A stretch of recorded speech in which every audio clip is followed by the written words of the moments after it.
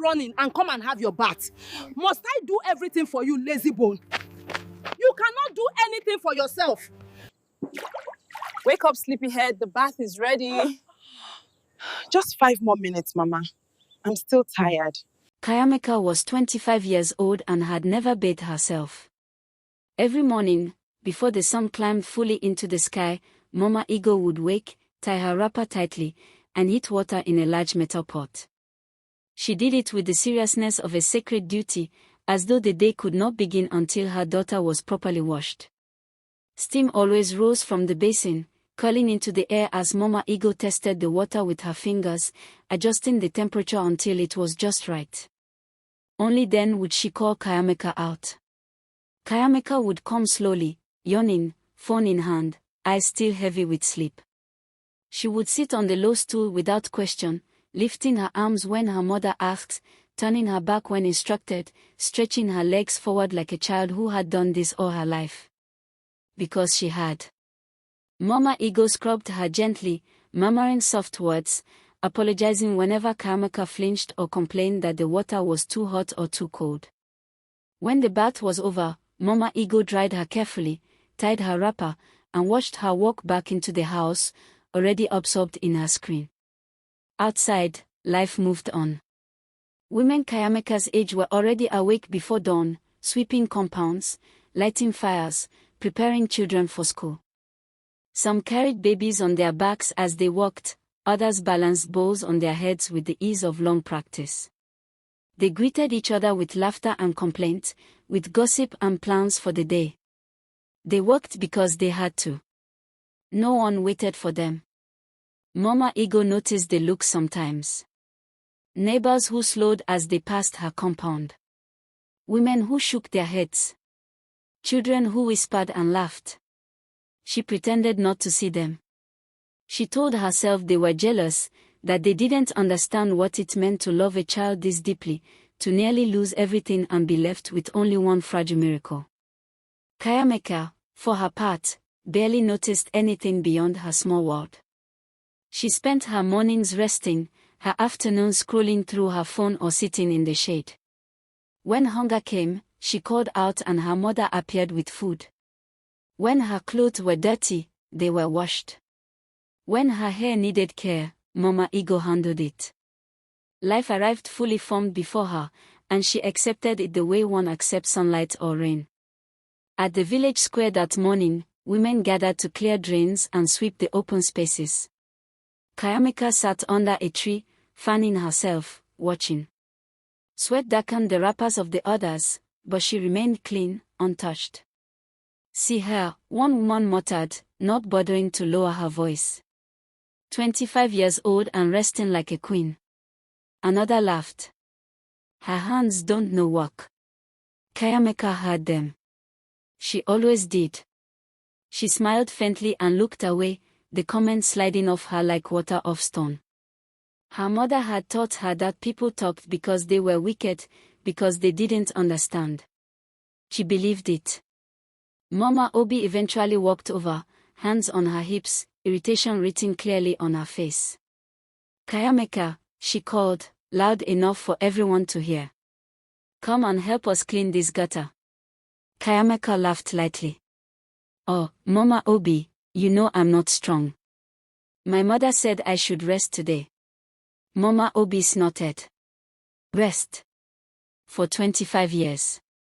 The women nearby chuckled. Mama Eagle, who had been sweeping at the edge of the square, looked up sharply. Mama Obi turned toward her. "Eagle, come here." Mama Eagle approached, already defensive. "What is it?"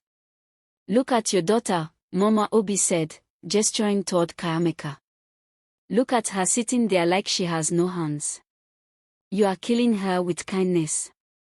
Mama Eagle's face hardened. "You don't know what you're saying." An old man nearby laughed softly and shook his head. "A yam that enjoys the barn never grows roots." Laughter rippled through the group. Mama Eagle bristled. "My daughter is not a yam. She is delicate." "Delicate?" Mama Obi snapped. "Eagle, when you die, what will she do?" Who will bathe her? Who will feed her? Mama Eagle's voice cracked. I lost 3 children before her. 3.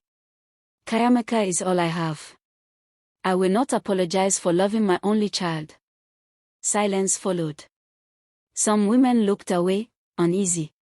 Others remained unconvinced. Kayamaka shifted on the bench. For the first time, discomfort crept into her chest, unfamiliar and unwelcome. She didn't like hearing her name spoken like that. Later that evening, Chinedu came. He arrived neatly dressed, holding a small gift, respectful and hopeful. Mama Eagle welcomed him with enthusiasm, pulling out the best chair, bustling around him as though he were already family. Kayamaka emerged dressed carefully, her beauty undeniable, her smile shy. Chinedu spoke politely, admiration clear in his eyes. He had watched her for months, he said. He thought she was special. Mama Eagle beamed. But when it came time to serve him water, Kayamaka remained seated. She waited. Mama Eagle stepped in immediately, pouring the drink, offering cola. Chinedu noticed.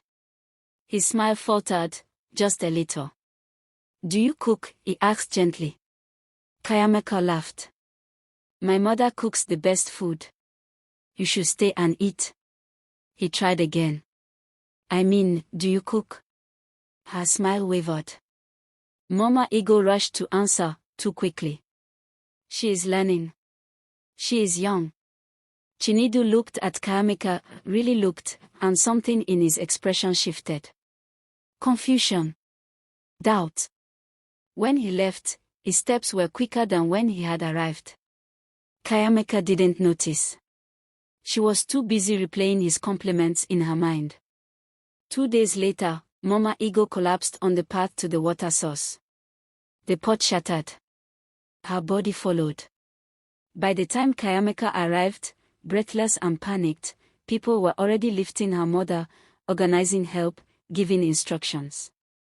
Kayamaka stood there, frozen, hands hovering uselessly in the air. What should I do? She cried. No one answered her. That night, the house was silent.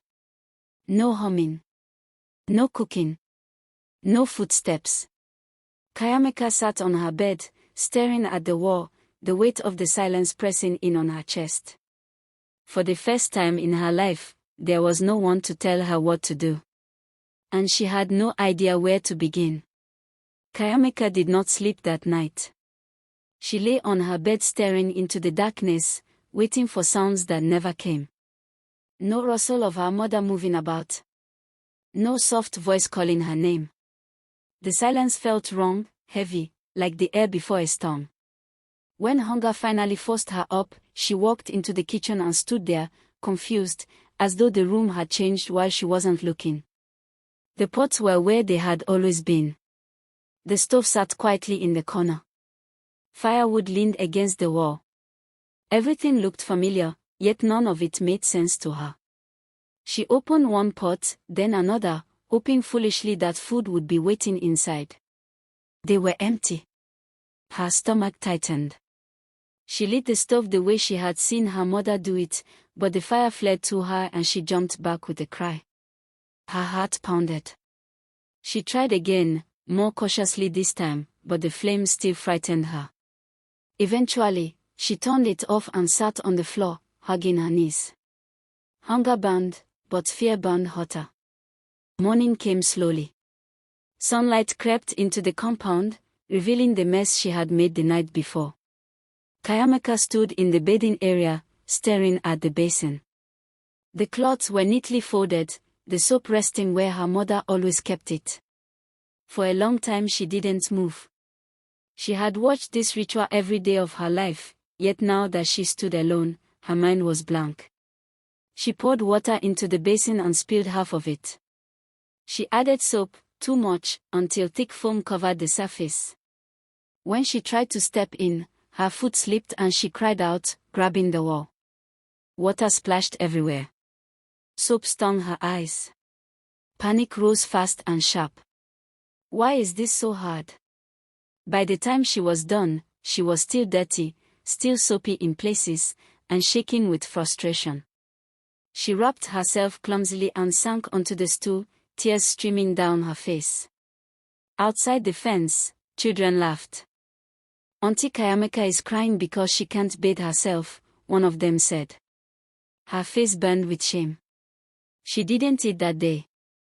By the fourth day, weakness clung to her like a second skin. Her compound had grown messy. Plates lay unwashed. Clothes were scattered.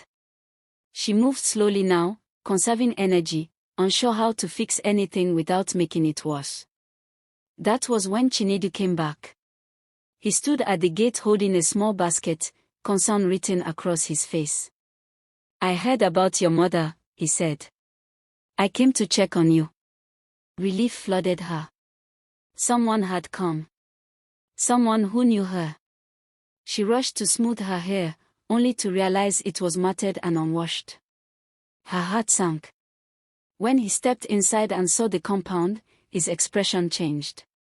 Not cruel. Just startled. "I brought food," he said gently. She nearly cried at the sight of it. As they talked, he asked careful questions, and she answered badly. Half-truths. Excuses. When he asked when last she had bathed, her voice dropped to a whisper. "I don't know how." The words hung between them, ugly and undeniable. His mother arrived before he could respond. Her eyes took everything in at once: Kayameka's appearance, the disorder, the desperation clinging to the air. "This is who you want to marry?" she demanded. Kayameka tried to explain, but her voice broke. Chinedu didn't meet her eyes. "I thought you were spoiled," he said quietly. "I didn't know you were broken." Broken. When they left, the word stayed behind. She sank to the ground and sobbed until her chest hurt. The next day, Mama Obi sent for her. Kayameka followed her into the kitchen, hope trembling weakly inside her. Mama Obi moved quickly, demonstrating how to cook, how to measure water, how to season. Kayameka watched but didn't absorb much. Her head ached. Her body ached. "Can you just make it today?" she asked softly. "I'll learn tomorrow." Mama Obi slammed the pot down so hard it rattled. "Tomorrow," she shouted. "You've been saying tomorrow your whole life." The anger in her voice was fierce, frightening. Kayameka shrank back, tears rising again. "You are not helpless," Mama Obi said. "You are lazy. And your mother helped you become this." Kayameka fled. By the seventh day, she went to the market alone. She didn't know what to buy or how much anything cost. Sellers overcharged her openly. People laughed when her wrapper slipped and her vegetables scattered on the ground. A young girl helped her gather them, eyes bright with admiration. "I wish my mother would let me rest like you," the girl said. Something twisted inside Kayameka's chest. "No," she whispered. "Don't be like me." That night, she sat alone in her compound, the words echoing in her head. Useless. Broken. Poison. When Auntie Nkiru arrived later that day, she took everything in with a single glance and did not soften. "You are choosing this," she said. "Every day." The words hurt because they felt true.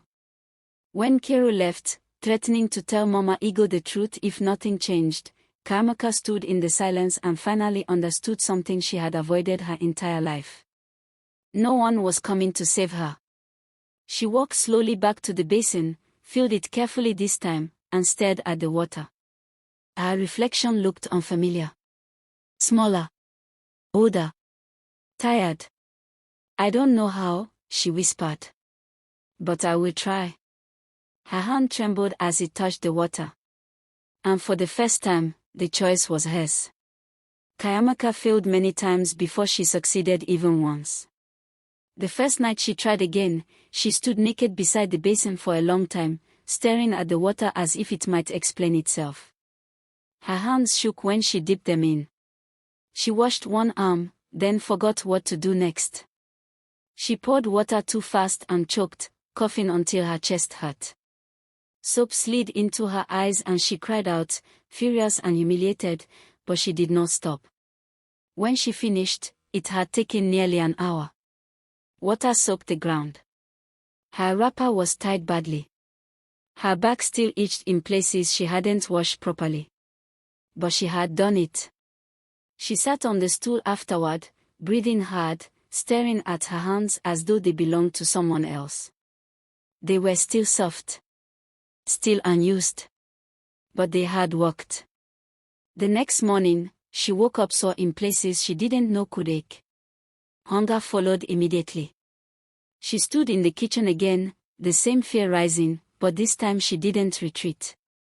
She washed rice the way she remembered seeing her mother do it, though she wasn't sure how many times. She poured water, too much again, and the rice burned at the bottom of the pot. The smell filled the room. She wanted to cry. Instead, she scraped the pot clean and tried again.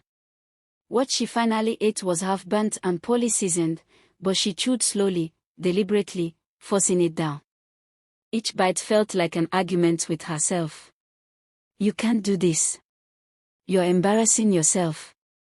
This is pointless. But the food stayed in her stomach, and that was something. Days passed like this. Slow. Ugly. Exhausting. She swept the compound and did it wrong, pushing dust into corners instead of out. Children watched and laughed. She kept sweeping. She washed clothes and mixed the colors badly. Some bled into others. She wore them anyway. She went to the market again, heart pounding, and tried to argue over prices with a voice that shook so badly sellers smiled in disbelief. Sometimes they cheated her anyway. Sometimes they didn't. Each small task left her drained, but something inside her was changing, quietly, without ceremony. She stopped waiting. When Mama Ego finally returned, 3 weeks after her collapse, Kayameka was sweeping. She didn't hear the car at first. When she looked up and saw her mother standing at the gate, thinner and uncertain, the broom fell from her hands. They stared at each other like strangers. Then Kayameka ran. She cried harder than she had since childhood, clutching her mother's wrapper, breathing in the familiar scent. Mama Ego cried too, her hands shaking as they held her daughter, as if afraid she might disappear. When they separated, Mama Ego looked around slowly. The compound was not perfect, but it was clean. Kayameka was thinner, worn, but standing on her own. You cleaned?" Mama Ego asked. Kayameka nodded. "I tried." "And you bathed yourself?" "Yes," she said. "Badly. But yes." Mama Ego broke down again. "I'm sorry," she kept saying. "I didn't know. I thought I was loving you." "I know," Kayameka said quietly. "But Mama, you were drowning me." They sat together under the mango tree for a long time, saying little. The silence between them felt different now. Less suffocating. More honest. Mama Ego spoke first. "I won't help you anymore," she said, voice trembling. "Even when it hurts me." Kayameka nodded. "I know." Forgiveness did not come easily. It did not come at all that day. But understanding did, and that was enough to let them breathe. A month later, at the village gathering, Uncle Emeka called Kayameka forward. Her legs shook as she stood before the people who had watched her fail so publicly. Faces blurred together, mocking, curious, pitying. She saw Chinedu look away. She saw Mama Obi watching carefully. She saw Adana, in her school uniform, eyes wide and hopeful. "I wasted 25 years, Kayameka said, her voice shaking but steady enough to carry. "I chose easy over hard every day. And it destroyed me." She did not defend herself. She did not beg for sympathy. She spoke plainly, painfully, honestly. When she finished, the square was silent. Afterward, as she walked home alone, Chinedu called her name. They stood facing each other on the path, both changed, both unsure. I see you trying, he said. But I don't know if I can forget. I don't need you to, Kayamika replied. I'm not doing this for you. He nodded slowly, and they parted without promises. That night, Kayamika bathed herself again. It took less time. She tied her wrapper better. She cleaned up afterward without thinking. She stood in the quiet compound and realized something simple and frightening. Her life was still hard. People still remembered who she had been. Some always would. But she was no longer waiting. And for the first time, that felt like living. Weeks turned into months, and the village slowly adjusted to the new Kayamika, though not everyone believed the change would last.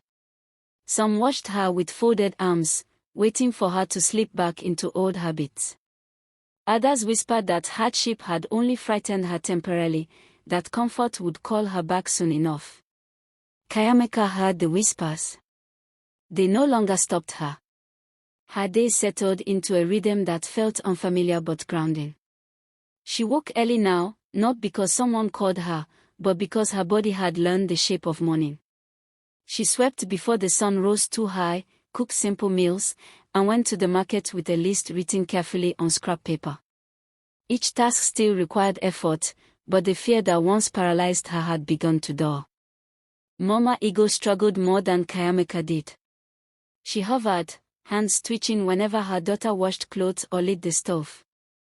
More than once she rushed forward instinctively, stopping herself just in time. The restraint pained her. Loving Kayamika this new way felt like tearing off skin, but she forced herself to sit down, to look away, to let mistakes happen. One afternoon, Kayamika burned soup badly. The smell filled the compound, sharp and bitter. Mama Ego flinched but said nothing. Kayamika scraped the pot, washed it, and started again. When she finally served the meal, it was edible, if plain. Mama Ego ate quietly, tears slipping down her face. Kayamika noticed and paused. Why are you crying? Because you didn't ask me for help, Mama Ego said. Kayamika nodded. I wanted to. But I didn't. That night, Mama Ego slept easier than she had in years. Kayamika began helping Mama Obi occasionally, first out of obligation, then with growing confidence. She learned how to pound yam without stopping every few minutes.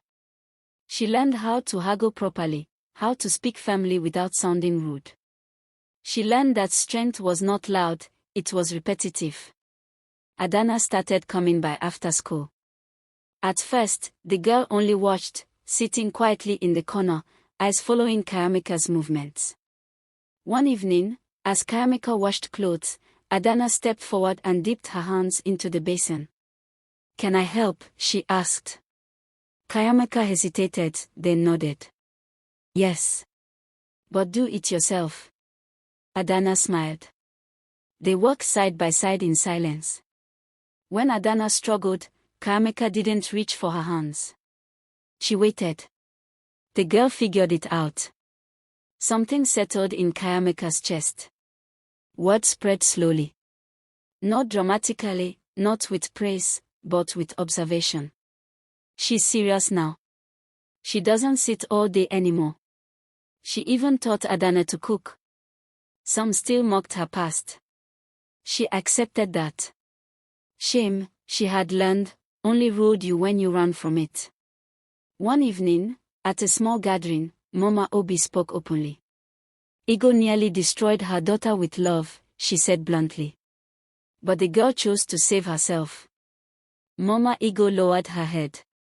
Kayamika reached for her hand under the table. I am not angry anymore, Kayamika said softly. But I will never go back. Mama Obi nodded, satisfied. Chinedu returned again, months later, different this time. He watched Kayamika work before he spoke. He waited. That alone told her something. I see you, he said eventually. She smiled, small but genuine. Then you see enough. They talked. Carefully. Honestly, no promises were made. None were needed. That night, after he left, Kayamika stood in the bathing area, water running over her shoulders. Her movements were sure now. Unthinking. Normal. She caught her reflection in the metal basin and held her gaze. I can do this, she said aloud. The words did not sound like hope. They sounded like fact. In the distance, the village settled into night. Children laughed. Women called to one another. Life went on. Kayamika dried herself, cleaned the area, and walked back into the house on her own feet, carrying the weight of her past without letting it bend her. Love had nearly ruined her. But choice, slow, painful choice, had saved her. Kayamika woke before dawn on the day Mama Eagle's wrapper tore. It happened as her mother bent to lift a basin, the old cloth giving way at the seam. Mama Eagle froze, startled, instinctively pulling the wrapper together with one hand, eyes darting toward her daughter. For years, this would have been Kayamika's cue to rush forward, fumbling, waiting for instructions, helpless even in concern. Mama Eagle watched her carefully now, fear and habit warring in her chest. Kayamika saw the tear. She saw her mother's hesitation. She did not move. Instead, she turned back to what she was doing, stirring the pot on the fire, steady, unhurried. After a moment, she spoke without looking up. There's another wrapper on the line, she said. You can change it. Mama Eagle's hand trembled. You're not coming, she asked, almost pleading. Kayamika shook her head gently. You can do it. Mama Eagle stood there for a long moment, then nodded. She walked into the room alone and changed her wrapper herself. When she came back out, her eyes were wet, but her back was straighter. They said nothing more. Later that day, Adana arrived, school bag bouncing against her back. She dropped it at the doorway and ran into the compound. Auntie Kayamika, she said breathlessly, my mother said I should learn to bathe properly. Kayamika nodded and filled the basin with water. She added soap carefully, testing the temperature the way she once watched her mother do it. Adana waited, expectant. Kayamika stepped back. Go on, she said. Adana frowned. Won't you help me? I'll watch, Kayamika replied. But you do it. The girl hesitated, then reached for the water. She splashed, laughed, struggled, complained about the soap in her eyes. Kayamika did not intervene. She corrected her once, calmly, and then fell silent again. By the time Adana finished, water covered the ground and the girl was clumsily wrapped, grinning from ear to ear. I did it, she said proudly. Yes, Kayamika replied. You did. That evening, the village gathered for a burial in a nearby compound. As women prepared food together, Mama Obi watched Kayamika move confidently among them, fetching water, stirring soup, issuing instructions to younger girls without cruelty or softness. Mama Obi leaned toward another woman and said quietly, she learned. The woman nodded. By suffering. When the food was ready, someone called for Kayamika to serve elders. She picked up the tray without hesitation, balanced it on her head, and walked forward. Halfway there, she stopped. She turned, handed the tray to a younger woman, and said, You can carry it. The girl blinked. Are you sure? Yes, Kayamika said simply. She walked back to her seat, empty-handed, and sat beside her mother.